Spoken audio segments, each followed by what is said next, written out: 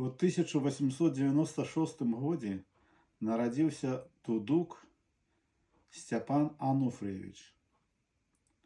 Меў 3 дачок: Валянціну 1924 года нараджэння, Любоў 1926 года нараджэння і Марыю 1929 года. У 1966 годзе ён памёр. Сышлі ў нябыт яго дзеткі. Валянціна памерла ў 2008 годзе, Марыя памерла ў 2008 годзе, а Любоў памерла ў 2012 годзе.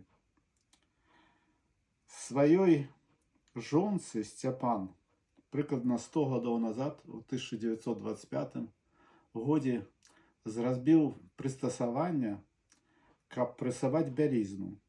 Для гэтага ён узяў кусок клёну, нават 2 куски клёну, зрабіў такі прэс з клёну і зрабіў такую качалку з клёну. Былі часы, калі у Нарэшвічах, і не толькі у Нарэшвічах, адсутнічала электрычнасць. Не то, што адсутнічала электрычнасць, а адсутнічалі жалязкі на вуглях для того, каб прэсаваць бялізну.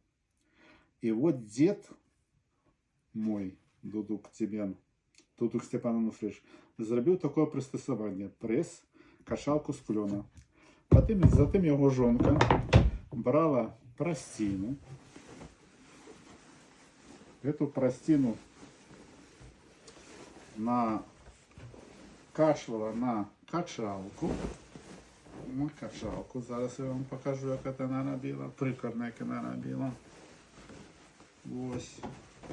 І мы падаецца працэс прэсавання бялізны, які дзейнічаў, калі адсутнічала электрычнасць, калі адсутнічалі жалязкі на вуглях. Хоп. Вось так. Потом Ганна брала на качалку прасціну, в данном выпадку это подколдренник. Брала пресс. И вот так прессовала простину. Дед мне рассказывал, прессовалась не только простина, прессовались и пеленки для детей, подгузники, потому что памперсы отсутничали.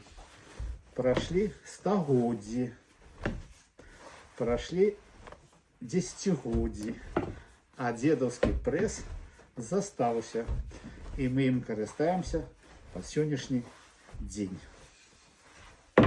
Потом хоп, хоп, хоп, бялізна попресована. Дякую за перегляд.